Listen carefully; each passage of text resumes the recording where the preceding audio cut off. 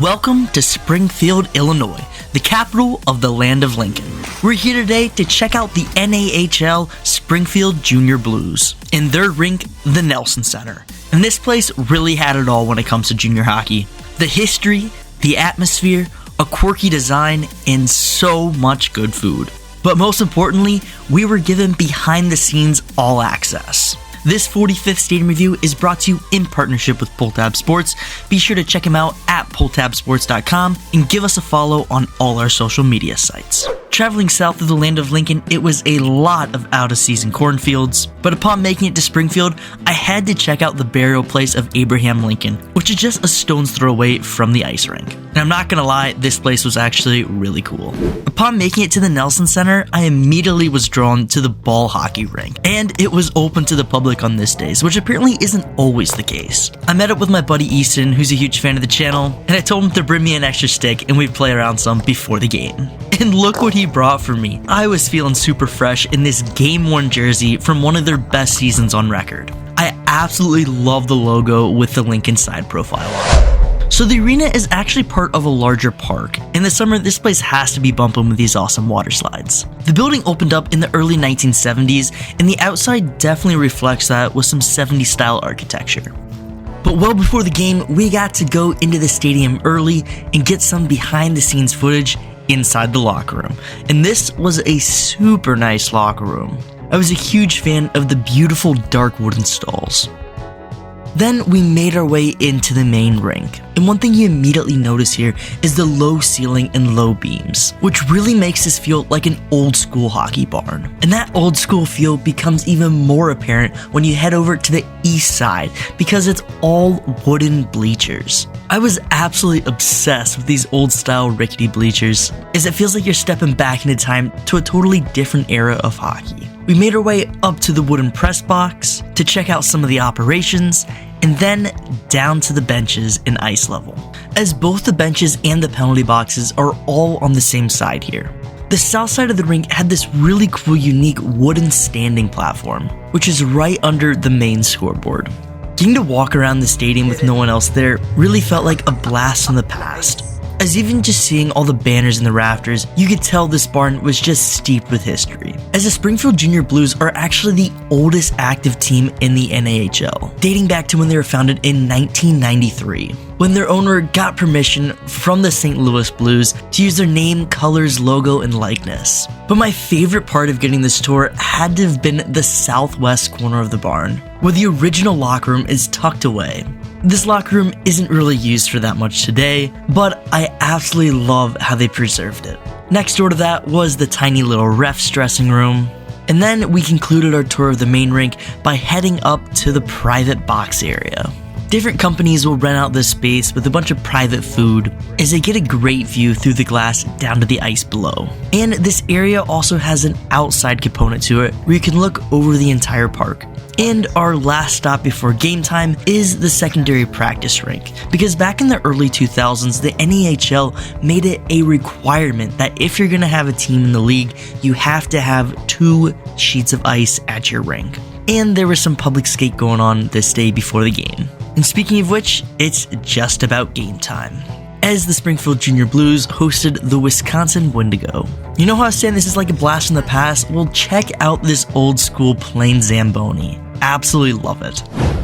And before we get ready for game time, if you're enjoying this video, be sure to hit the thumbs up button and subscribe to the channel, because we have lots more stadium reviews just like this one coming your way very soon.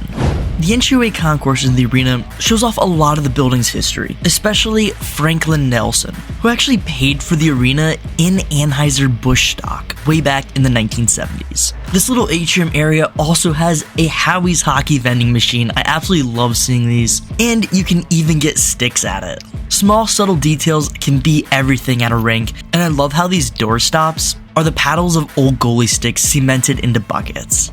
Now, coming from the atrium area into the arena, it's a giant open area at center ice. This little triangle cutout window is really cool, as it used to serve as one of the concession windows. The large windows from the upstairs club area overlook this open space and the rink below it. And on either side of the center ice open space, we've got some bleachers. But this entryway was host to a lot of fun activities, as well as merch. My dude Easton bought me a puck to add to my collection, and I really love this one, modeled after the Road Blue jerseys. And of course I had to spin the wheel to see if I could get anything free. After all, one of my life phrases is, if it's free, it's for me. That's a big score. I really like cake if you can't tell. We made our way across to the other side of the arena where there's also an open space at center ice to make way for the press box. And this makes the walkway in front of the wooden bleachers really quirky and unique, as you have to go up to get around the press box area and then back down after you get around the benches. These bleachers are also retractable if needed, and so it's kind of cool to see underneath them. And we got to jump back up to the press box and see the operations in full force during warmies. But let's take a moment now to meet the guy that got me here in the first place, as we dive right into the food. My name's Easton, also on Instagram, Ultimate Hockey Easton. Called him out here today for a great game of Junior Blues hockey, and we're gonna have our hot dog review now. Wouldn't be here without him, so big shout out. And look at the sweater he got me. Can't get over it. Thank you for the hospitality. Super excited to get underway. Let's review this puppy. It was $3. Yeah. For me, that's a 5 out of 5 for $3. I love that. Not a bad price at all. Presentation, foil, fresh wrap foil. Let's open it up and get a look at her. It's about average. Like, let's just give it 3 out of 5 for presentation. All right, let's see how this puppy tastes. That's a pretty good dog. I think bun, it's a little soggy just from the foil. Yeah. But still pretty decent, yeah. Yeah. We're gonna give it 4 out of 5 for bun and 4 out of 5 for meat as well. The meat's pretty good. Yeah, it is. It's not like too hard, not too soft. It's just perfect. This is an 8 out of 10 dog. Not bad. That's a pretty hydrated dog by my You want a good standards. hot dog? Come to a Junior Blues game. He's got it. Now that is a pretty good hot dog, and they have a super extensive menu, and they were sure that I got to try almost everything on that menu. I got some ultimate fries with pulled pork and cheese sauce on it, which were absolutely delicious, and I also got to try the chicken and waffles. Now, I've never had chicken and waffles at a hockey game before. That's definitely a first, and this was fantastic. That is real good. Yeah, the chicken is bomb. Oh, chicken's good too. All right. And if you've been watching the channel for a little bit, you may know that one of my weaknesses is blue slushies, and they had blue slushies. Yes. Blue slushies were good. Already my tongue's already blue. Onto the game now, as the players' entrance went through that main walkway area, as fans were able to line that way and get high fives from the players.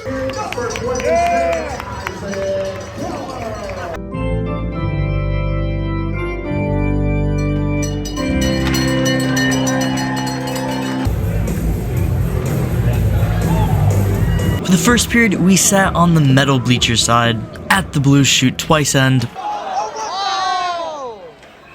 and they were able to open up the scoring against one of the best teams in their conference.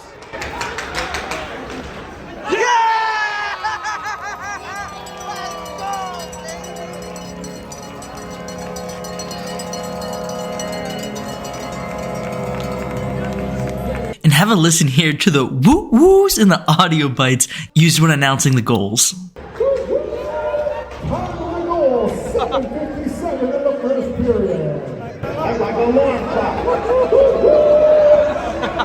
There's actually some additional private seating in the corners of this side as well, as you can see these wooden tables built out here. For the second period, we decided to stand at center ice. It's really cool that they have this accessibility where you can walk right up and be right at the ice level, as you can really feel the intensity and the pace of the game from here. In second intermission, we had Chuck-a-Puck.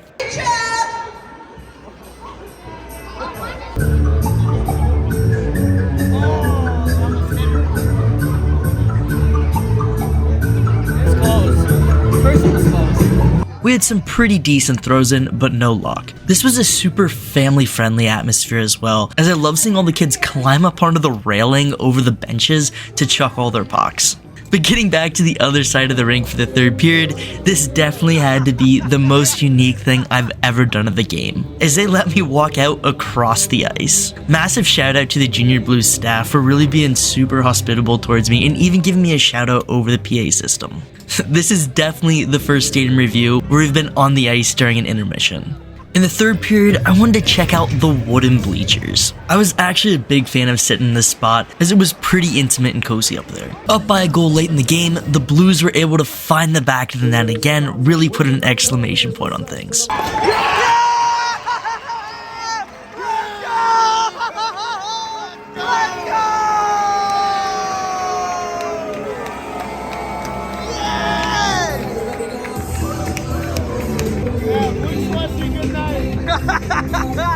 That's like an alarm clock. And they would close it out and go on to win the game by a final score of 5-4. Oh! Yeah! Yeah!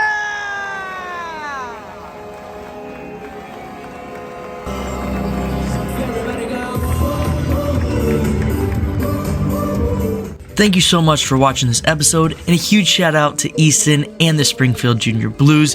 Be sure to check them out and Easton's sites on Instagram and YouTube at Ultimate Hockey Easton. Make sure you give this video a thumbs up and subscribe to the channel. I know I've been on a little bit of a hiatus, but we've got lots of videos coming your way soon. And be sure to give me a follow on Instagram at SAC Sports Adventures. That's it for today. We'll see you in another video very soon. Thanks. Bye. Peace out, YouTube.